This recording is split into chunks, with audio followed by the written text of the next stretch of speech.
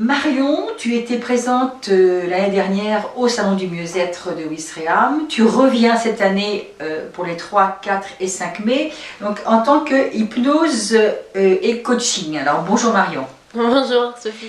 Alors, depuis un an, j'imagine que des choses ont bougé et évolué dans ta pratique. De quelle manière?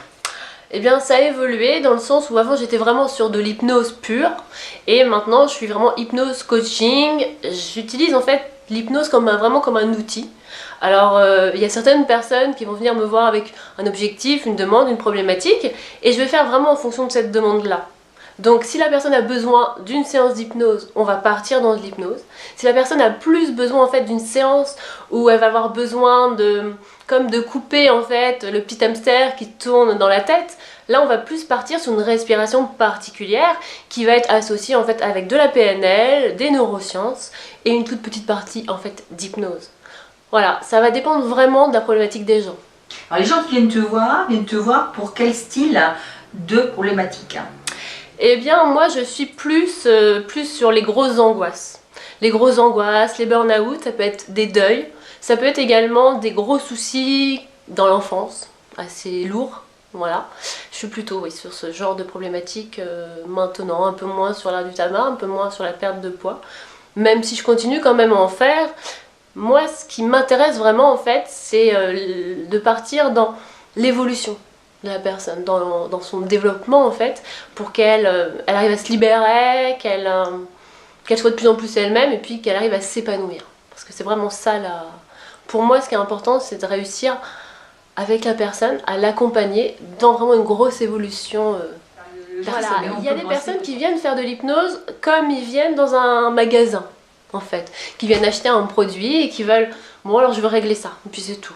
Et il y a des personnes qui sentent qu'il y a quelque chose en eux, qui a envie de changer, qui a envie d'évoluer, qui a envie voilà, d'exister, de se libérer, et bien là ça va plus m'intéresser entre guillemets, et c'est vrai que c'est plus moi mon domaine ça.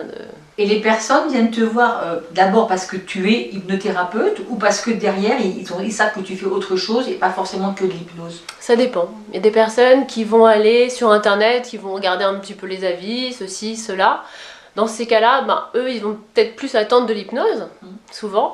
Et puis, ben, il y a toutes les autres personnes, en fait, qui vont plutôt être recommandées. Et dans ce cas-là, eh bien, c'est plutôt des personnes qui savent déjà comment je fais, ce que je fais, à qui on a dit, en fait, comment ça se passait. Alors, il va y avoir deux petites vidéos que tu as réalisées, toi, avec des personnes qui sont venues te voir. Oui. Deux styles d'hypnose différentes. Est-ce que tu peux me parler de la première hypnose qu'on va voir? La première hypnose, c'est de l'hypnose qui va être plus ericksonienne, donc ce qu'on appelle l'hypnose assez classique. La deuxième, en fait, c'est plus ce qu'on appelle l'hypnose transcendantale, c'est-à-dire on va plus profondément. On travaille plus avec l'essence de la personne, ce qui a comme un stade encore plus profond que l'inconscient. Alors la première, on va en parler un petit peu plus là. Tu pratiques comment? Tu parles de quelle façon? La personne n'est pas vraiment dans un sommeil ou elle est en conscience modifiée?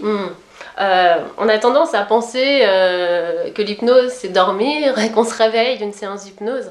En réalité, pas du tout. En fait, c'est des états modifiés de conscience plus ou moins profonds. Donc il va y avoir des états où la personne va être au niveau conscient à ce niveau-là, au niveau inconscient pareil. Et puis en fonction des besoins en fait de la séance, eh bien ça peut faire comme ça. Donc on peut comme quasiment plus être conscient et puis avoir tout l'inconscient qui prend le dessus en fait. Pour une séance sur un traumatisme par exemple, la personne n'a pas forcément besoin de revivre ça consciemment. Donc dans ces cas-là, des fois l'inconscient il prend toute la place. Voilà, et la personne elle revient et puis elle sait à peu près de quoi ça a parlé, mais elle est incapable en fait de dire exactement mot pour mot. Mais voilà, elle était quand même là. Donc on va regarder les deux vidéos que tu as réalisées. S'abandonner et commencer enfin à vivre totalement et entièrement. À partir de maintenant, je commence à vivre. Et revenir totalement ici, présente. Totalement librement.